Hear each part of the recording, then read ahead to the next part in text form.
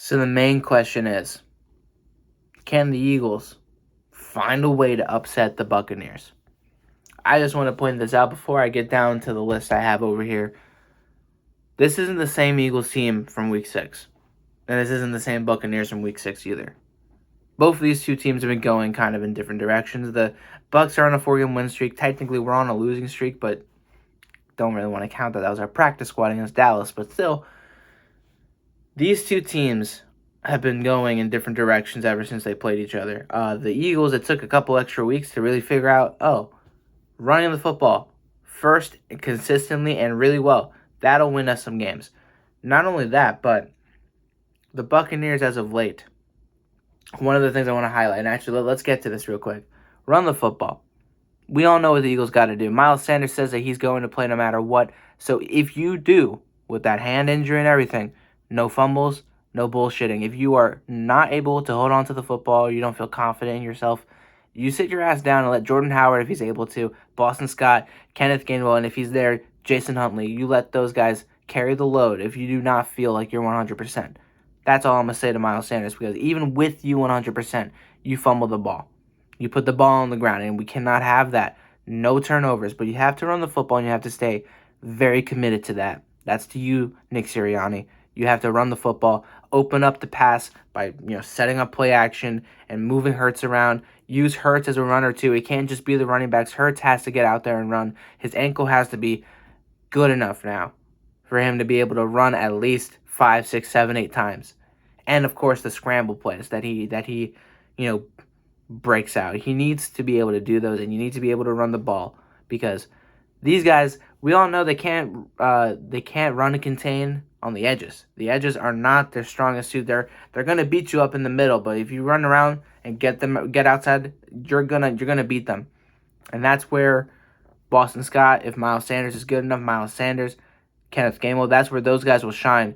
You can't not use Jordan Howard though. You have to at least try to push up and beat them, in the middle of their front four. You got to at least put an effort in doing that. And I think the Eagles can do it. I definitely do. Jason Kelce and Jordan Mailata and all of them over there, they have the ability, they have the potential to win the battle up front in the middle of that offensive line against their defensive line. So run the football, stay committed to it. Do not get away from it. This is not week 1. This is now week 6. This is not week 3 where we run 3 times against the Cowboys. We got to run the ball.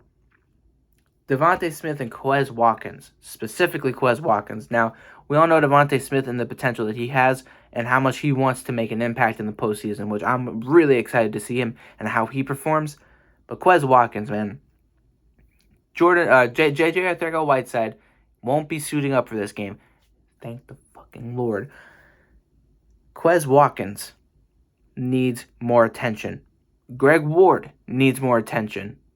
I know that we're trying to, put Jalen Reagor out there because he's our number 1 pick from last year, or from 2020, and we need him, we need to see what he is capable of.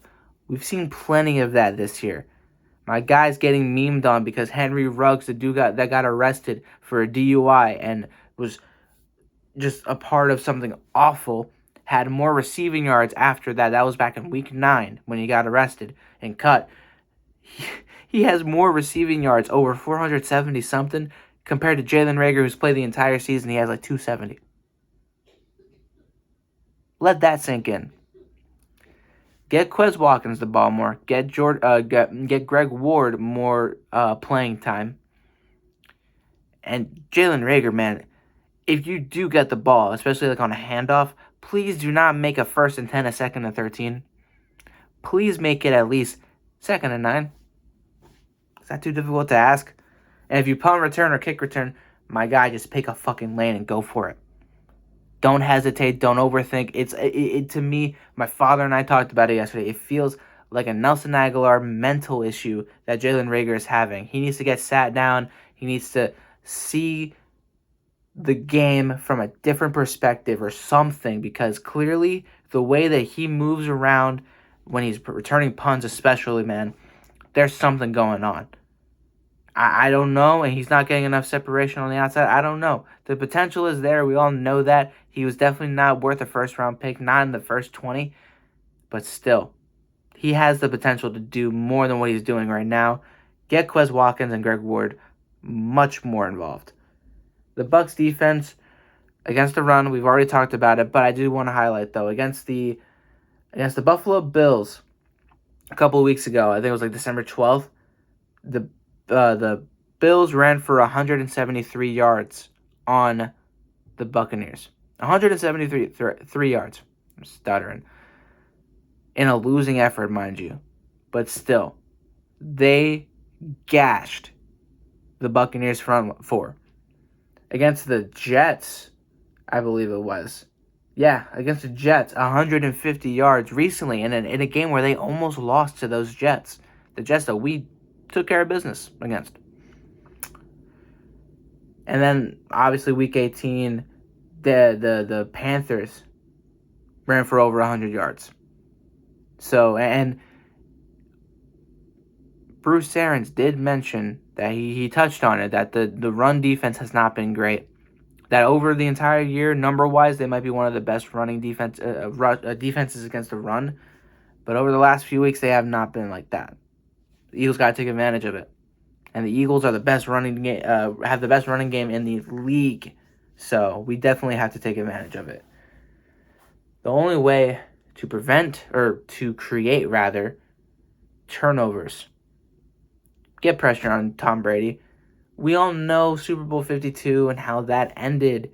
If it wasn't for the one play that got to Tom Brady, forcing that strip sack fumble, we might not have won the game the way we wanted. That's the fact of the matter. The Eagles Jonathan Gannon cannot play soft coverage.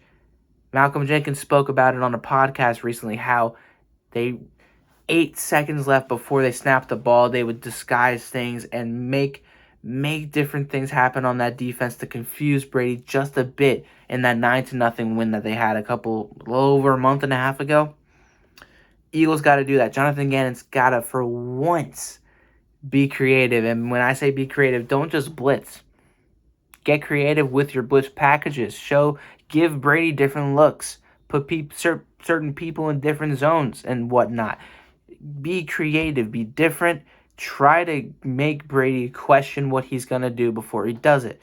That can help get pressure on him because he might hold the ball longer. We all know how fast he likes to get the ball out of his hands.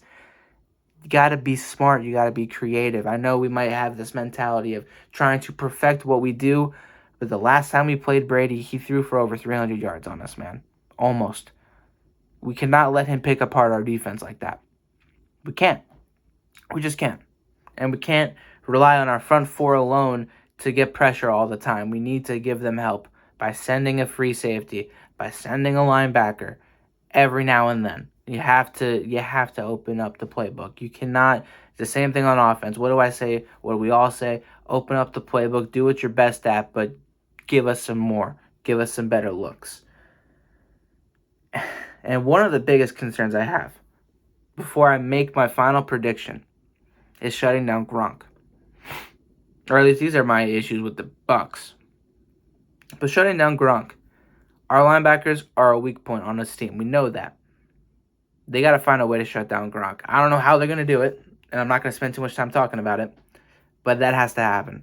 Gronk cannot go crazy on us, and with AB and Chris Godwin both out, Gronk is going to be getting a lot of targets, especially against us and our linebackers. We have to be smart, and we have to be able to limit Gronk as much as we can somehow, and the rest of their tight ends as a whole. That's got to happen. Now, there's a couple of things on the Eagles side of things that I have a little bit of an issue with as well. Again, linebackers are a thing. Slow starts. The Eagles need to be able to get the ball in the first half and put up points. We might be really good in the second half. That's fine. Make your adjustments, and making the best out of it is perfectly fine. They can, score as much as we want and everything like that. But at the same time, the Eagles cannot rely on that alone. Not in the playoffs. Not right now. It was okay against the Washington football team and the Jets and the Giants. Not against the Buccaneers. And if you make it past the Buccaneers, not against the Packers. And if you somehow get past the Packers, not against the Rams, Not against the Cowboys. Not against the Cardinals. Not against the Niners. You cannot do that. You cannot have a slow start offensively. You have to be able to put up points, even if it's an opening drive field goal. Put some points on the board and get the ball moving. Get things going in the right direction early. That'll help your defense. That'll, build up some confidence. Get them really into the game. Jonathan Gannon, man. Don't be stupid. That's all I'm going to say. Y'all already know. I already talked about it. Don't be stupid. And one thing left before I make my prediction. Jalen Hurts. We all know how great you are with, running and read options, short passes, rolling out to your right, throwing on the run. But you got to be a consistent thrower this game. Of all games, this one specifically, man. If you want the best chance to win, obviously you got to run the football. But when your number is called to throw the ball, put it on the money where your player can make the best play, you got to be able to stand up and make that happen. You cannot miss your reads. You cannot look uncomfortable and skittish and not go through your progression. You cannot hold on to the football. You got to be smart with the football. You cannot take sacks. You can't take hits. And you can't throw bad passes. You cannot be inaccurate, man. Not against this team. Not in this environment. We're going to Tampa. It's their home. They won a Super Bowl there 11 months ago. You cannot play bad. You really can't. And that's it. That's literally, in my mind, the biggest things the Eagles got to worry on in 11, near 12 minutes of me rambling on. Now, who do I think is going to win? The Eagles have the potential. They have a big chance of winning. Do I think they will? I don't know. But who am I going to pick at the end of the day? I got to go with my Eagles. I think the Eagles, that underdog mentality is still here in Philly, and I think we match up pretty well with the Bucs. We almost made a comeback happen against them in Week 6, man. So I have a lot of hope and I have a lot of belief that this team can pull it off if they are smart and if they execute in all phases, in all 4 quarters. That'll be tough considering we haven't seen a full 4 quarters just yet. We've had glimpses of it against the Lions, against the Jets. We've done really good in some certain games. Let me know what you guys think. I got the Eagles finding a way to win this game. I'm excited. Y'all should be excited. And I'll see you all on Sunday afternoon during the Cowboy game with my initial reaction. And then we'll go from there, obviously, depending on what happens. But yeah, peace out, y'all.